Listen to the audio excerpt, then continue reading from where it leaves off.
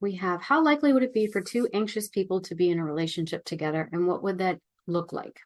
Okay. So with this kind of relationship style, when we have two anxious folks getting together, I would say that typically there can be a very deep sense of connection and intimacy. Both partners tend to instinctively understand what the other person wants and needs, and usually it's without really having to say a word. And so this can create the illusion of there being kind of this magical bond that fills a sense of neglected need that a lot of anxious partners may experience. It fills the parts of them that really seek to be seen and understood. Okay. Now, on the one hand, that sense of unencumbered intimacy and connection can feel really amazing, right? It can feel awesome. But on the other hand, it can lead sometimes to dismissing each other's autonomy. Okay. And when that happens, when we can no longer dismiss the other person's autonomy because their separateness is necessary and also will eventually make itself known, that creates an attachment anxiety. And so the way that we might cope with that is to start to compete for control. Okay. And so the relationship can sometimes slip into power dynamics, both each person kind of vying to be the one in charge. And since both partners tend to find autonomy or independence threatening on some level because they fear that means rejection or abandonment, they're usually afraid to express their own autonomy to someone else because they don't want to hurt anybody's feelings. And so that can lead to things like need suppression and showing up kind of inauthentically to the relationship under the guise of, but I want you to be happy, right? But this is selfless of me because I want you to be happy. And so we're kind of performing these compensatory or placating behaviors, but they wind up being really patronizing in the end, okay? So eventually one or both parties will get lost in the relationship and kind of wind up feeling exhausted, resentful, and maybe angry with each other. Conflict avoidance may eventually disappear, and all of a sudden we have heated arguments erupting, and both partners start yelling over each other. Inevitably, someone's going to go too far, and they will say something that attacks the other person's character. It could also lead to empty threats and ultimatums, or a lot of passive-aggressive game playing and forms of emotional manipulation. And so overall, this relationship pattern consists of two partners who tend to seek contact with each other in ways that can be confrontational and difficult to respond to. So we can be demanding, complaining, or criticizing instead of sharing vulnerable feelings, because that feels like a loss of power or control. And if you lose power and control, you'll be abandoned, right? Or you're not worthy or valuable enough. So you might witness this as kind of a blame game with a lot of positioning for power through a sense of being victimized. I tend to refer to this as the martyr syndrome. Basically, it comes from a competition for who has done the most, received the most, sacrificed the most, according to this kind of scorecard that hangs above the relationship. So for example, let's say that, I'm just going to pull some names out of the air. This is an archetypal story. That let's say that Janet has always felt that David's friends don't really like her. And she always feels left out of the conversation when they would go visit David's friends as a couple, and often found herself feeling bored or sitting in a corner at cookouts, birthdays, and other kinds of activities. And so when it came down to it, Janet wasn't really bothered so much about feeling rejected by David's friends. Rather, she was more wounded by David's attempt to make her more likable to them and his minimization of their relationship when his friends were around. So for instance, David would always communicate in kind of passive aggressive ways that his dissatisfaction with her appearance whenever they were going to see friends. He would kind of try to curate her outfits and the way that she looked before they would leave the house. And Janet was very sensitive to this. And she was left feeling that David was embarrassed or ashamed to be with her. And she hated the idea that he needed things to look and be perfect in front of his friends, including her. And so to get back at him for his treatment of her, sometimes she would purposely share inappropriately intimate details of their relationship just to set him off and embarrass him in front of their friends. And then sometimes on the ride home from this kind of outing, she might pick fights with him to get his attention and confirm that he still had some emotional responsiveness to her, which could escalate into hours of arguing. Okay. And so after a while, Janet starts refusing to go to these activities with David and his friends. And this triggers David's feelings of abandonment, of being shamed or judged, and is afraid about what his friends would think if she didn't come along. And so he responds by begging, badgering, negotiating, and finally demanding that she come with him. And if you don't come with me, that's it. The relationship is over. And so now Janet accuses him of being embarrassed and ashamed of her, blaming him for not sticking up for her to his friends. And he counters by saying that she's never given his friends a real shot, and she's always sulking in the corner with her nose up at them or throwing him under the bus for a laugh. And so for this relationship style, which tends to be two open hearts together, or sometimes I refer to this as the be loud to be heard relationship style, there can be a risk of the escalation of hurt feelings, resentment, guilt, and regret, as well as power dynamics. Now, on the positive side of this, as I mentioned in the beginning, there can be tremendous amount of understanding, empathy, a lot of intensity in the emotions that one has for each other. There can be a lot of romance and adventurous qualities that come up in your dynamic. That is, if we can learn to channel those feelings by reaching out more lovingly and in a mindful way, respecting the other's autonomy as well as respecting our own. If we can do that, then this could be a very passionate pairing. Okay, so this is how the relationship can evolve if we don't address our attachment insecurities, if we're not mindful of the way that we're expressing ourselves, if we're not mindful of the triggers that we may be experiencing in the moment and coloring the way that we're communicating our needs and our desires. Okay, so another question that had popped up was, can an anxious and avoidant partner get together, and would that ever work? So as you might see in the example that I just provided of the two anxious pairings, sometimes what happens is we tend to polarize each other. So when you're in a relationship with someone that has a more anxious tendency, the tendency is to reach for connection as opposed to pull away. So when we have insecure attachment style and we have more of an anxious tendency, we have a tendency to reach out, to reach forward, to seek something outside of us to alleviate a sense of anxiety that we feel. And that anxiety stems from the attachment system, being the nervous system and the limbic brain.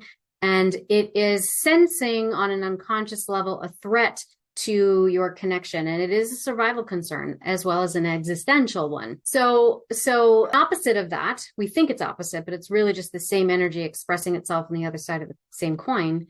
We have that withdrawal response, right? Well, I need to alleviate the anxiety I feel by removing the external stimulus and cutting myself off from that internally. So instead of this outward movement, there's this inward sort of process going on.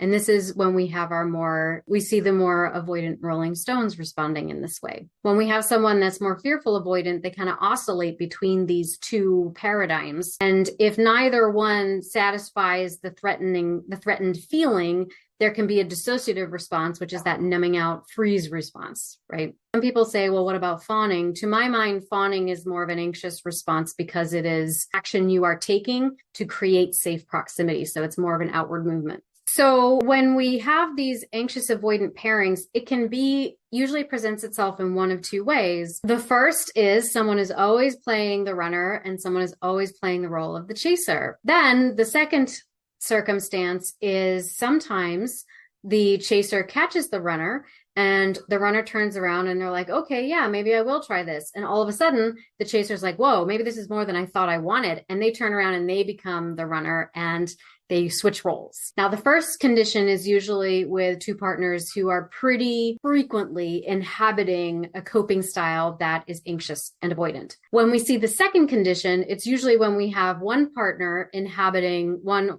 partner inhabiting a stable attachment dynamic, meaning they're anxious or they're avoidant, and then their partner is fearful, avoidant, or disorganized, meaning they oscillate between those two paradigms. And so what will happen now is it creates this kind of magnetism where when we talk about proximity is maintaining a certain distance. So you can imagine two magnets that when you try to put them together, but it's the same polarity, right? They kind of repel in the sort of same distance and proximity. That's what attachment is like. It will start doing this, right?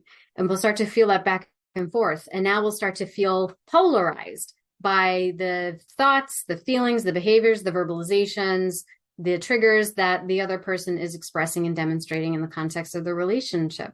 And so then we start to have people saying things like, well, my attachment style depends on my partner. And so part of what I like to suggest is that that's okay. We are expected and anticipated to have a response to the people that we are in intimate relationship with. And of course, there are degrees of influence that exist in a relationship. And if you want to learn more about that, I do have video on my YouTube channel about degrees of influence. And for those of you that are my students, we talk about degrees of influence. I believe it's in lessons 4 or 5 of your Attachment 101 courses. There exist degrees of influence between us, but we do have choices about how much we will allow that influence to dictate how we decide we want to construct our lives, the choices that we make about what we will curate in our environments, including the people in it. The way that I like to think of this is moving beyond this concept of attachment security, which is often discussed in the context of relationship.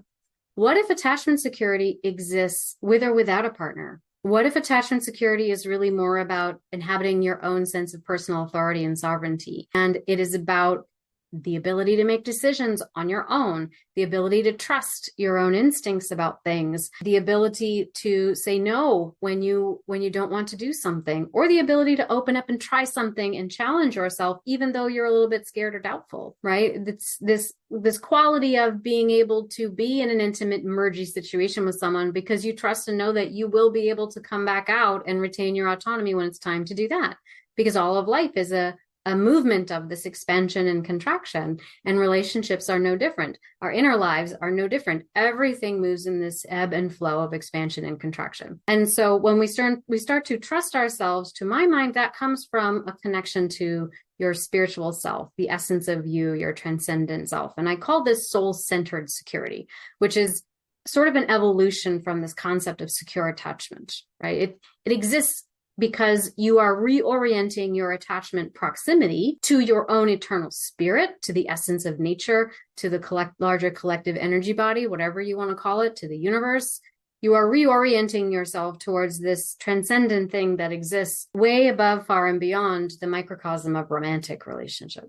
And so when you step into something much bigger like that, then your relationships just naturally evolve as an extension of that ubiquitous love that you feel. Okay. So how do we do that, especially if we're looking at two partners who trigger each other a lot? Well, to my mind, you can't, just because someone's anxious and avoidant doesn't mean they'll never work. What's happened is there's layers of defensive armoring and goop that has gotten layered on top of what I think of as the fundamental building blocks of your compatibility, which are your real values and priorities, the things that your principles, your personal principles, the stuff that you think makes up a life worth living, a life that is valuable and meaningful and purposeful. But we can't get at that juicy foundation building stuff if our communication and our language is spiraling us into constant arguments. It's just like we're swimming in the muck on top of something. And what we really want to do is scoop it off and scrape it off so that now we can see what's underneath, and is what's underneath really compatible. So learning about things like attachment styles and also how it affects us in communication, to my mind, is kind of like a rule out thing. Well, let's rule out that we're just responding to habitual coping skills that we've developed because of developmental injuries and trauma. Let's make sure that we're not just responding to surface level responses, defensive responses to the way we're communicating something because we're writing a narrative about what it meant in the past, right? Once we learn some of these skills that my students are learning in their programs, we get to scrape that off, and then we see, oh, are we really compatible? And that process applies whether you're secure, insecure, in the anxious avoidant trap, in a healthy relationship. All of that still applies. So when I teach these things, my goal really is to help you be a truth finder. So we're not learning these strategies in order to become magicians, in order to become strategists, right? I'm going to learn all this stuff so I can figure out how to get them to do what I want so I don't have to deal with my attachment anxiety anymore. It's about becoming truth finders. I'm learning how to be my most authentic self and create invitation for someone else to step into this, my partner, to step into this relationship as their most authentic self, respecting that they see and understand and absorb information differently than I do. and that we can still have space for both our experiences, and we can still connect and communicate and contribute to each other's well-being, even though we have different ways of seeing and receiving information. And now that we've peeled all that off, what's the truth of our compatibility? And the thing is, sometimes you'll find out, wow, we really are compatible. And all that arguing was just old baggage getting in the way. And now that we've sorted through that, we've churned it, we've processed it, the relationship is flourishing. There have been instances like that I've witnessed. And then the other thing happens too.